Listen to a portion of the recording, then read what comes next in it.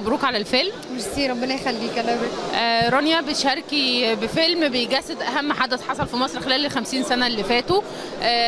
احكي لي شويه عن كواليس الفيلم، يعني قبل ما يحصل الثوره، هل انتوا كان عندكم اي نوع من التنبؤ، وخصوصا ان الفيلم كان بيتكلم عن ده؟ التنبؤ طارق عبد الجليل طبعا هو اللي تنبأ انه في ثوره هتحصل، ثوره انسانيه. الانسان المصري كان مطحون ومقهور، وطبيعي انه كان لازم هيقوم بثوره، بس امتى بقى الله اعلم. احنا عملنا الفيلم واتكلنا على الله وخلصنا قبل الثوره بشهرين، وربنا كرمنا والثوره قامت وظهرنا. غير كده ما كناش هنبقى هنا خالص الحقيقه. البلد دي مش بلدنا، البلد دي ليها اصحاب كويس قوي ان هم سايبيننا عايشين فيها وساكتين. وانتوا بتشتغلوا في الفيلم، احكي لي شويه عن يعني اظرف الكواليس اللي كانت بتحصل جوه الفيلم، وخصوصا معاكم نجم كوميدي كبير. بصي، كواليس سامح عبد العزيز المخرج. اي لوكيشن بيبقى مخرج في الاول وفي الاخر. المخرج لما يبقى انسان قوي، لما يبقى حقيقي قوي، لما يبقى فنان قوي، تاكدي ان الكواليس بتاعته بتبقى لطيفه جدا. بتشتغلي بحب قوي، بتشتغلي بحقيقيه قوي، عارفه اختيارك للورق بيبقى عامل ازاي. هو نفسه لما عرض عليا الورق قال لي انا بعمل فيلم حلو قوي حقيقي قوي. لما قريت الورق اتخضيت منه شويه، قلت له سامح انا هنروح في داهيه كلنا. قال لي يلا بدل مع بعض كلنا مفيش مشكله. فقلت اوكي، بدل مع بعض يلا. جماعة بالظبط كده.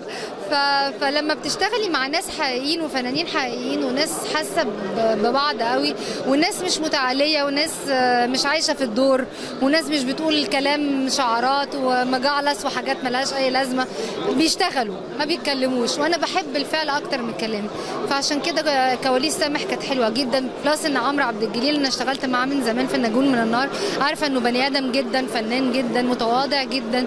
الشغل معاه مريح.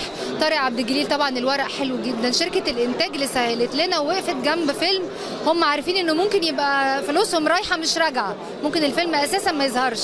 مجازفه من شركه الانتاج مستر كامل ابو علي، دي مجازفه منه جدا مع الاستاذ نجيب ساويرس، ان هم يعملوا فيلم هم عارفين انه ممكن ما يتعرضش، او لما يتعرض يتقصقص 29 مشهد منه. فدي كلها ناس كانت بتشتغل بقلب، وهي دي الناس اللي احب اشتغل معاها. خلاص بقى بدل ما يرحلونا بكره سواد يا بولا. والغاز باعوا لاسرائيل، يعني اسرائيل منوره بفلوسنا ومصر منوره باهلها. احكي لي يعني كان احساسك ايه وانتوا في كان وبيتعرض الفيلم هناك، واحتفاء بالسينما المصريه في مهرجان مهم قوي زي مهرجان كان؟ اكيد مبسوطه جدا طبعا، لانه انت مش كل سنه يعني دي مرتين تقريبا، هي دي تاني مره بعد الاستاذ يوسف شاهين. بنطلع في مهرجان كبير زي مهرجان كان. هم اللي طالبيننا، هم اللي عايزيننا، هم اللي عايزين الفيلم. مصر ضيفة شرف المهرجان. ان انا شاركت في فيلم كنت مش عارفه اذا كنت راجعه بيتنا ولا مش راجعه بيتنا، ولقيت نفسي رايحه مهرجان كان والناس حابيننا جدا وحبوا الفيلم جدا. انا فاكره في واحده اجنبيه واحنا خارجين من العرض قالت لي سي بون فيلم، يعني فيلم حلو.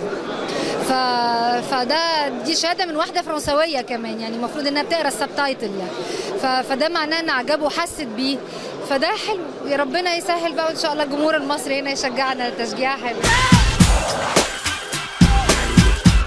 ان شاء الله دور صافي في اهل كايرو، والدور في فيلم صرخة نملة، الاثنين امرأة مظلومة، يعني ايه؟ ما هي الست المصريه ست مظلومه جدا، مقهوره جدا. المفروض تبقى فول اوبشن، المفروض انها طبعا تبقى ام وزوجه وبتربي وبتطبخ وطباخه وشغاله وحاجات كتير يعني، وهي طول الوقت مطلوب منها تعمل حاجات كتير ومحدش بيسالها انت عايزه ايه او ايه اللي يريحك طول الوقت. فطول الوقت بتدي امراه مقهوره ومطحونه جدا. فانا حاسه بيها، لان انا ست مصريه وبربي وبطبخ وبربي عيال وبشتغل وكده، فحاسه بيها طبيعي. متوقعه نجاح الفيلم؟ ان شاء الله يكسر الدنيا بمشيئه الرحمن ان شاء الله. يا باشا ايام الانتخابات كان يسلمني على الراس 100 جنيه وازازه زيت وبطانيه. حصل ولا لا يا حاج؟ والله العظيم حصل يا استحمل، احنا في مرحله انتقاليه. لا انت حرام يا حامد. ايه اللي عندك المرحله الجايه؟ داخله فيلم واحد صحيح ان شاء الله، تاليف تامر حبيب واخراج هادي الباجوري، مع هاني سلامه وبسمه ودنيا سمير غانم وعمرو يوسف وكندا علوش وبس. هو فكرة البطولة الجماعية دي يعني هيبقى حاجة مستجدة علينا بما ان اللي بيحصل في الأحداث الأخيرة والأزمة الموجودة في السينما، يعني شايفة ان ده ممكن يحقق نجاح؟ انا شايفه ان احسن حاجه البطوله الجماعيه. افلام النجم الاوحد دي انا مش مقتنعه بيها قوي وما بحبهاش، لان انت طول الوقت بتستهلكي النجم بتاعك من جلده للجلده. في الحياه ما فيش حد نجم اوحد، في الحياه في جروب، في مجموعه، في مكملين كلنا لبعض، مفيش حد في الدنيا عايش لوحده.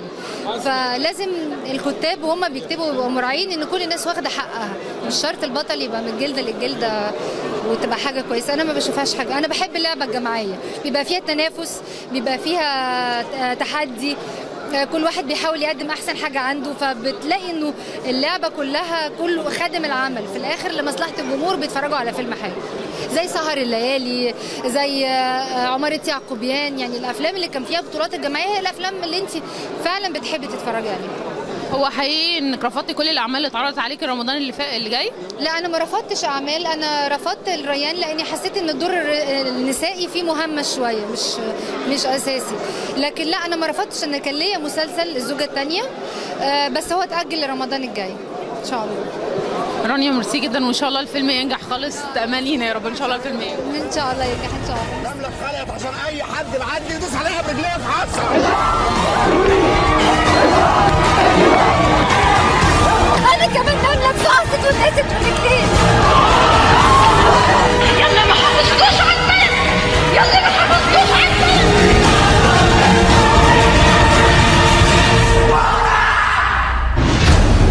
انا النمله كده المصري. انت عارف عدد الشعر ده قد ايه؟ حد يقدر يعد شعر يا باشا؟ حد يعرف يعد شعر راسه؟